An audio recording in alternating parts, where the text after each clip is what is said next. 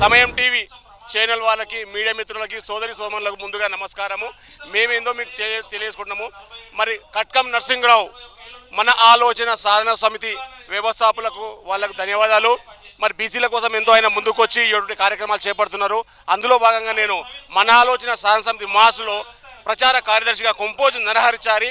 మరి ఇదే విధంగా ఏంటంటే ఇప్పటికైనా కానీ బీసీలు రామాయణం కట్టే కొట్టే తెచ్చే మూడే ముక్కలు, మన బీసీల బతుకుడంగా మూడే ముక్కలు. ఎట్లా అంటే బీసీలు నిద్ర మత్తు వదలరా, నిద్ర మనకు ముద్దురా. మనము నిద్ర మత్తు వదిలినప్పుడే మన రాజ్యం మనకు వస్తుంది, మన హక్కులు మనకు వస్తాయి. ఎందుకంటే దీని విషయాలలో చాలా పెద్దలు కూడా చాలా డిస్కస్ చేశారు, చాలా చెప్పారు. అంతకన్నా నేను చెప్పాల్సింది ఏం లేదు. మన బీసీలందరూ ఐకమత్యమయ్యి నిద్ర వదిలినప్పుడే మన రాజ్యాధికారం సాధిస్తాం, మనం సీటు పైకి వెళ్తాం. అప్పటిదాకా మనం వెళ్ళాం. ఎందుకంటే ప్రతి గ్రామాల్లో ఈ యొక్క జెండా ఎగరవేశాం మేము 108 గ్రామాలలో. ఇంకా బీసీలు ఇంకా నిద్ర మేలుకోలేదు. ఇంకా ప్రతి గ్రామంలో, ప్రతి గుడిసెలో, ప్రతి బంగ్లాలో ప్రతి బీసీ బిడ్డ మేలుకొని బీసీ రాజ్యాధికారం రావాలంటే కింది స్థాయి నుంచి పై స్థాయి దాకా అందరు నిద్ర మేలుకోవాలి. అప్పుడే మనకు రాజ్యాధికారం సాధిస్తాం. అమ్మ నక్కులు మన అందరికి ధన్యవాదాలు, నమస్కారం. మొన్న 18వ తారీఖు జరిగినటువంటి బంద్ ఒక బూటకమైనటువంటిది. అందులో అందరూ పాల్గొనడం అనేటువంటిది బీసీలని మరొకసారి అవమానపరచడమే. దీన్ని తీవ్రంగా, ఎందుకంటే అందులో పాల్గొన్నటువంటి ఏ శక్తులు ఏమైతున్నాయో అవన్నీ కూడా, ఎందుకంటే కాంగ్రెస్ను బీజేపీని తిట్టడం, బీజేపీని కాంగ్రెస్ తిట్టడం, ఈ అన్నిటిని కలిపి బీఆర్ఎస్ అనడం, మొత్తం పార్టీలు అదే. మేము అంటేది ఏంటంటే అందరూ దొంగలే ఇందులో ప్రధానంగా. అదే అందరూ శాఖారులే, అందులో రొయ్యలముట మాయమైనట్టుగా అందరూ కూడా దీనికోసమే పనిచేస్తూ ఉన్నాము, 9th షెడ్యూల్ కోసము. అదేవిధంగా కామారెడ్డి డిక్లరేషన్ అని చెప్పేసి ఒక పార్టీని నిందించేటువంటి ప్రయత్నం చేశారు తప్ప బీసీలకి రావాల్సినటువంటి వాటా గురించి కావచ్చు, ఇదే అసెంబ్లీ తీర్మానంలో 42% బీసీలకి విద్యా ఉద్యోగాల వాటా కోసము బీజేపీ కూడా మద్దతు ఇవ్వడం జరిగింది, తీర్మానం చేసిన దాంట్లో. అదేవిధంగా 9th షెడ్యూల్లో చేర్చి 42% రాజకీయ రంగంలో స్థానిక సంస్థల్లో కూడా రిజర్వేషన్ ఇవ్వడం కోసం కూడా బీజేపీ మద్దతు ఇచ్చింది. కానీ ఓడ దాటిన తర్వాత బోడిమల్లు అన్నట్టుగా ఈరోజు అసెంబ్లీ దాటి ఢిల్లీ పోయిన తర్వాత కాంగ్రెస్ బీజేపీ చేస్తున్న ప్రయత్నం ఏంది? మేము ముస్లింలు ఉన్నారు కాబట్టి. ఇంతకుముందే చెప్పారు మా నాయకులందరూ కూడా 42% ఇచ్చినటువంటి దాంట్లో ఎల్ల కూడా ముస్లింలు అనేటువంటి ప్రస్తావన తీసుకురాలేదు. ఎందుకంటే 57.7% మొన్న హైకోర్టులో ఇచ్చినటువంటి అఫిడవిట్లు ఇంత జనాభా ఉంటే మీరు ముస్లింలను పెట్టిరంటారు.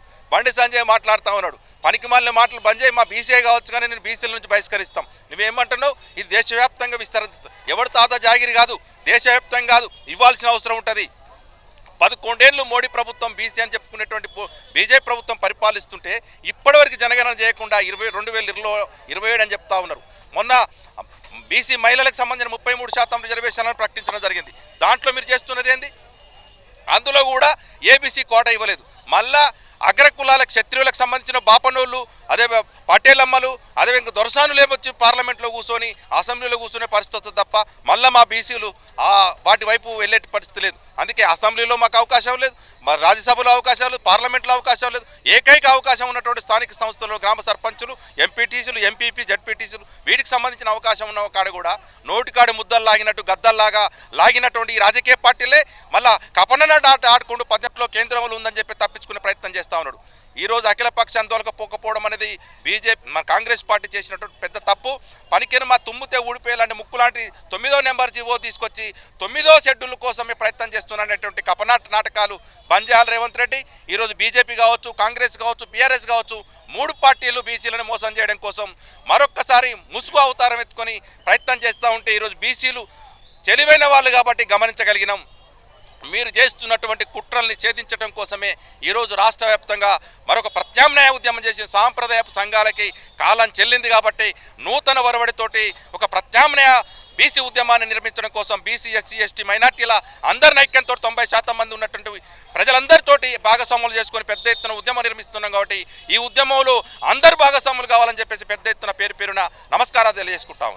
తెలంగాణ రాష్ట్రంలో మొట్టమొదటిసారి అత్యధిక జనాభా ఉన్నటువంటి బీసీలు వాళ్ళ కోసం వాళ్ళు పోరాటం చేసుకునే దిశలో ఈరోజు మహాధర్నా జరుగుతున్నది.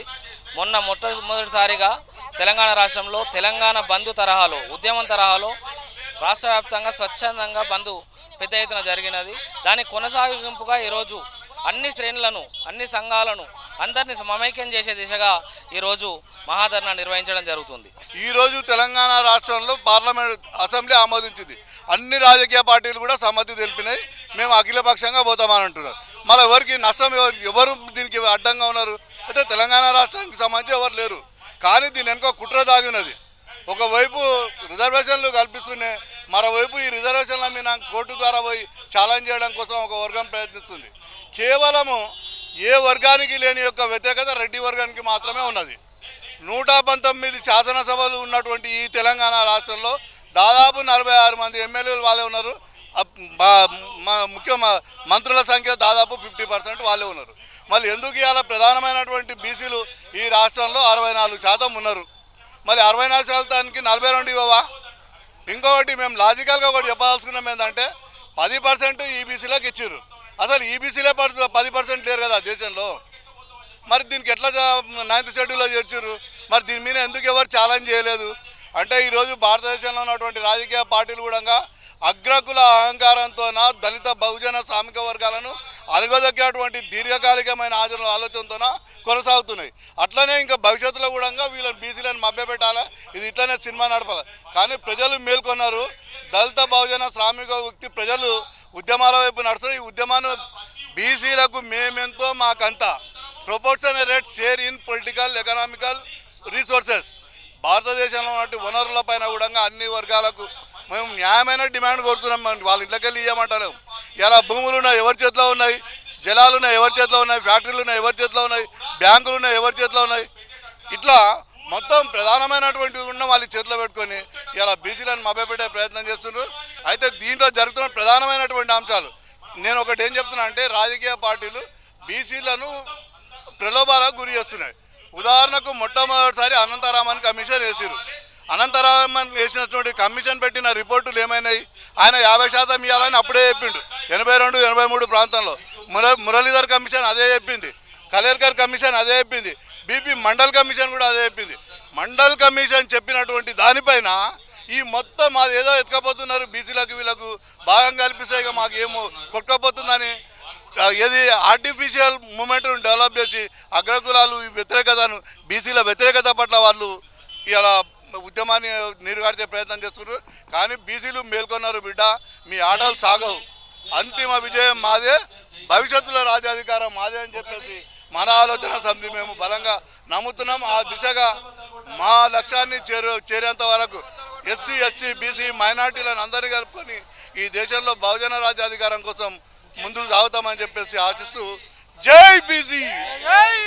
274 జీవోలను 9th షెడ్యూల్లో పెట్టినరు. 9th షెడ్యూల్లో ఒకసారి పెడితే అదొక వజ్రాయుధం లెక్క అన్నమాట. దాని త్రూగా ఎవరైనా కోర్టుకు పోయినా కూడా అది పనికిరాదన్నమాట. సో 9th షెడ్యూల్లో ఇది పెట్టాలి. 9th షెడ్యూల్ ఇది పెట్టాలంటే ఏం చేయాలి?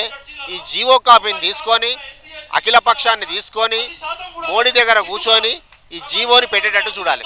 ఒకవేళ ఆయన ఒప్పుకోకపోతే అక్కడ జంతర్ మంతర్ దగ్గర ధర్నా చేసి ఈ జీవో పెట్టేటట్టు చూడాలి. కనుక ఈ విధంగా చేయాలి. అంతేకాకుండా జీవోలు ఎక్కడ కూడా ఏ కాస్ట్కి ఎంత పాపులేషన్ ఉంది ఇవ్వలేరు. సో ప్రతి కాస్ట్ పాపులేషను దాంతో పాటు వాళ్ళ రిజర్వేషన్ కూడా ఇస్తే అందరికీ న్యాయం జరుగుతుంది. ఆ 42% రిజర్వేషన్ అందరికీ ఈక్వల్గా వాళ్ళ పాపులేషన్ తగ్గట్టు డివైడ్ అవుతుంది. కనుక ఇది చేయాలని మేము కోరుకుంటున్నాం. ఇక్కడ ఇది అంతా తెలిసిన విషయమే. ఓట్ల కోసం ఆడుతున్నటువంటి డ్రామా బీసీ రిజర్వేషన్ అనేది అన్ని పార్టీలు, ఒక పార్టీ కాకుండా బీజేపీ, కాంగ్రెస్ అన్నీ కూడా ఓట్ల కోసము మభ్యపెట్టి ఆడిస్తున్న నాటకము. ఈ నాటకానికి తెరపడే రోజు ముందొచ్చింది ఇప్పుడు. ఎందుకంటే ఫస్ట్ మన మేధావులంతా అన్నారు, ఫస్ట్ తెలంగాణ వచ్చింది. తెలంగాణ వచ్చిన తర్వాత మరో సామాజిక ఉద్యమం వస్తుందన్నారు. ఆ సామాజిక ఉద్యమం అనేది ఇప్పుడు ఈ రూపంలో, ధర్నాల రూపంలో, బంధుల రూపంలో యువతకి, విద్యార్థులకు ప్లస్ గ్రామాలకు బాకింది. కాబట్టి దీన్ని ఎవరు ఆపలేరు. సో దీన్ని సాధించే అంతవరకు 9th షెడ్యూల్లో పెట్టి మనకు 42% రిజర్వేషన్ ఓన్లీ లోకల్ బాడీలోనే కాకుండా విద్య మరియు ఉద్యోగాలలో కూడా వీటిని రాజకీయాలలో కూడా అమలు చేసేటట్టు 100% వచ్చేంతవరకు పోరాడతారు జనాలు. కాబట్టి మన ఆలోచన సాధనా సమితి దీనికోసము ఎల్లవేళలా పోరాడుతుంది.